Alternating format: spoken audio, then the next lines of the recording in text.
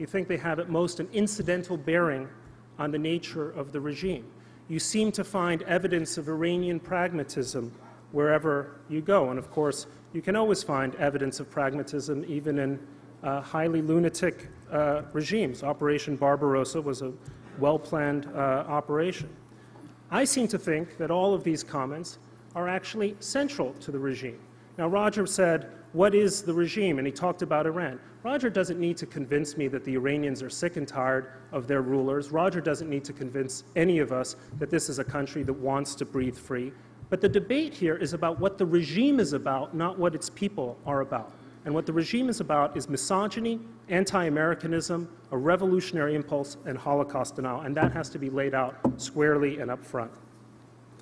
Now, because I have these views, it has consequences for the way I look, and I think we should look, at a nuclear Iran and what the U.S. ought to do about it. Now, as far as I can tell, engagement, the course of action that you are espousing is essentially to hang tight, hang back, resist the call for crippling sanctions or other kinds of sanctions, resist the call for military action, really just to sort of sit and wait. That's my reading of you. My view is that Iran must on no account be allowed to acquire either a nuclear weapon or what's called a threshold capability for nuclear weapons.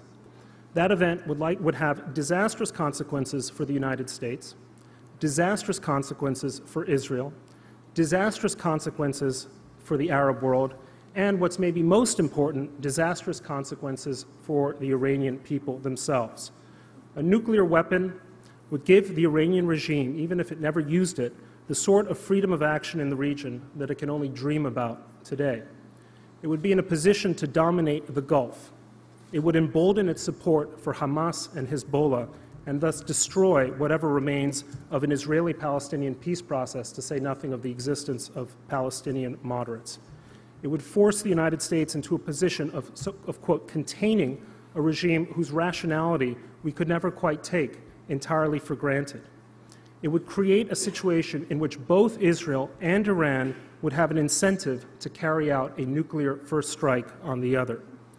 It would give the regime, at least for several years, the domestic political legitimacy and self-confidence that it so obviously lacks today. So, how are we going to go about preventing this?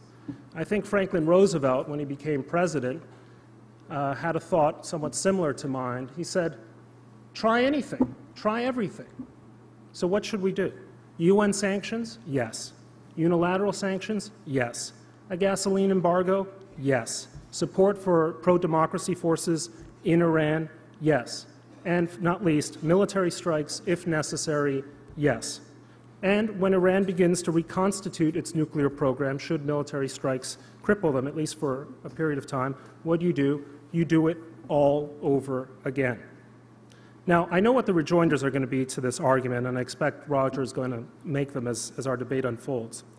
But the bottom line is that while military strikes are bound to have unforeseeable consequences, and military strikes always do, the foreseeable consequences of a nuclear Iran are certain to be worse. One final point, and then I'll close.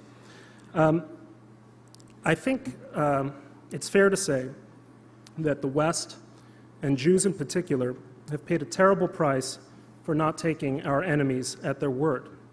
But it's true.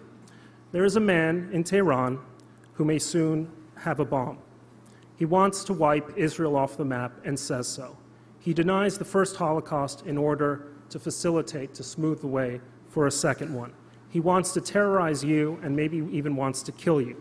I find this unacceptable. It makes me emotional. I hope the same goes for all of you in this audience as well. Thank you.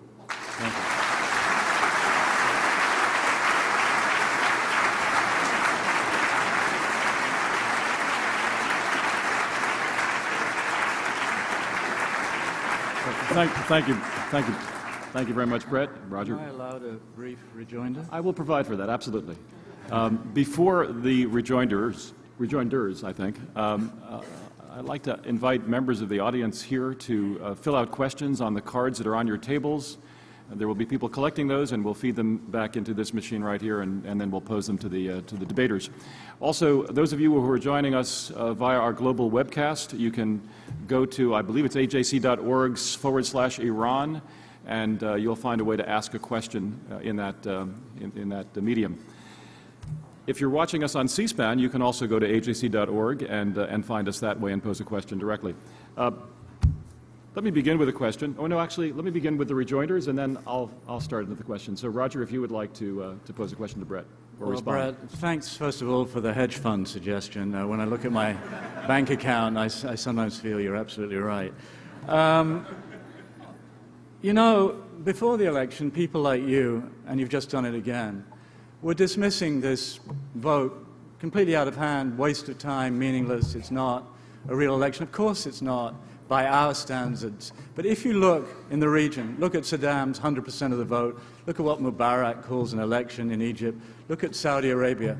Ladies and gentlemen, I arrived in Iran 2-3 days before the election. What was going on would not have dishonored the United States or any European country. Vibrant debate, back and forth, accusations, and on the day before the election, the quiet day, every single poster came down. This, unlike Afghanistan, is a country that's actually ready for democracy. And then, as we know, on the night of June 12, there came this ballot box putsch, and all the terrible things that happened. But Iran came to the very brink, it's still on a razor's edge, in an exercise that Bret and his ilk just dismissed beforehand as completely meaningless, complete waste of time, of no interest whatsoever.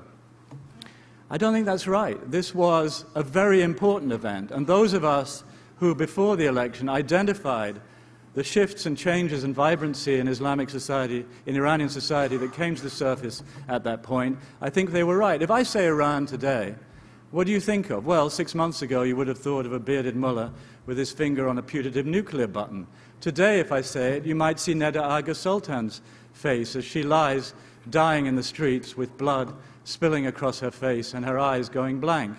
That, in a way, Neda is a very representative Iranian, not particularly political, but wanting change and wanting a closer relationship with the world. And that's an important shift that has come about. When you look at Bret, and this is the last thing I'll say here, you know, he looks like a mild-mannered guy. He looks gentle, but, you know, reading his columns, I haven't found a war yet that he doesn't like. He likes them all.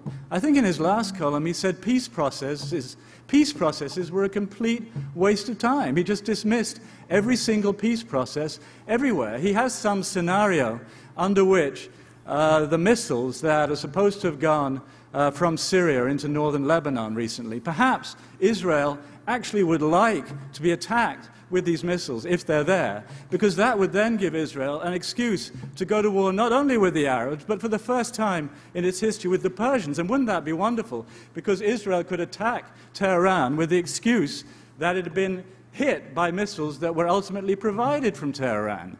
He thinks the Iraq war, we don't know how many 100,000 dead, is a good thing and was wonderful because we just held an election there. As I said, he looks very gentle. He looks like a nice guy, and I'm sure he is. But why on earth, you know, I'm alas some 20 years older than Bret. I've covered many wars. They're not pretty. It's not nice seeing people dying.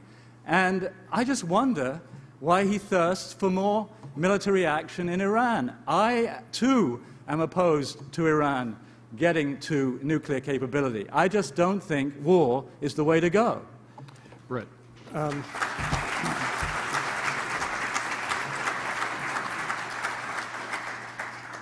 You know, Roger, I'm sure doesn't remember this, but I actually have written 2 fan letters in my life.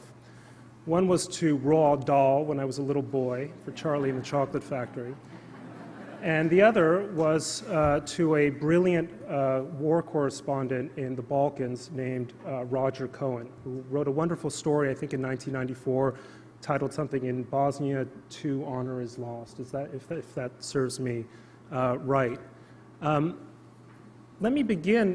The reason I mention this is because I suspect, I don't know, but I suspect that you probably favored after those 4 bloody years, 1990 to 1994, America's military intervention to stop the genocide in Bosnia. And you probably, no, hang on, and you probably favored, 5 years later, NATO's military intervention to stop the ethnic cleansing and genocide. And I suspect you might have favored the war to end the most brutal dictatorship that the Middle East had known up until that point, which was the liberation in 2003 of Iraq. Now, I would urge you, leaving Northern Ireland aside, to tell me of a peace process that has worked. The Oslo Accords, does anyone here want to take a vote on whether the Oslo Accords worked? How about the Lomé Accords that led to Foday Sanko being brought into the government of Sierra Leone? The Colombian peace process, which led to the FARC taking over an area the size of Switzerland? Anyway, this is somewhat beside the point. But what amuses me here is that Roger is talking about me and my so-called ilk. You know, fangs, warmongers, names like Wolfowitz, and so on. The fact is that for the longest time, it was us neocons who were actually arguing that the regime in Iran does not represent the will of the people. Contrary to what Roger was writing in February of last year, this comfortable accommodation had not been reached. The margins of freedom in Iran were not so great. A country in which a woman is legally worth half a man is not a country about which we can look at with a great deal of nuance. And when I say country, I'm talking, I repeat, I am talking about the regime. I'm not talking about the people of Iran who deserve our respect and support, and something I've argued for repeatedly if you've read all of my columns. Now, about the matter of elections, let me think of Iran, some of Iran's neighbors. Well, Iraq has had 3 consecutive elections. The last of them turned out pretty well. We'll see. Turkey has elections. They're democratic. That's another neighbor of Iran. Pakistan has elections. They also wound up deposing a military dictator. So when you're talking about elections in the region, I'm thinking about the Muslim world outside of the so-called Arab core. And by that standard, Iran's elections are indeed a sham. But of course, they're a sham by any standard. And what worries me about what Roger has done consistently in his column is something that Daniel Patrick Moynihan, another crazy right-wing neocon, by the way, Daniel Patrick Moynihan identified as defining deviancy down. What Roger has been doing consistently in his column is defining Iranian deviancy down. So we're not to think of it as this crazy regime whose president denies the Holocaust, calls for Israel to be wiped off the map, reneges on every single agreement or near agreement, has a 30-year history of rejecting engagement with the United States. In fact, we're to look at it as a sort of infinitely complex, nuanced, intriguing mechanism. This is this kind of like other world in which Roger resides, and it's a very beautiful world. I, too, would like to think that Iran is this much more intriguing regime as he suggests. But in fact, what we've learned about the regime is it's the bluntest of blunt instruments. And this is a point on which Roger and I will agree, there is no greater visual for that than the murder of Neda Sultan in the streets of Tehran in June of 2009.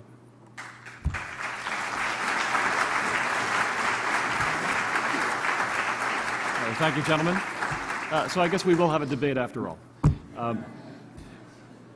There have been a number of questions that have been filtering through, and I'm looking at one that comes from somebody in the audience who was asking about the Iranian opposition's own views on a nuclear program.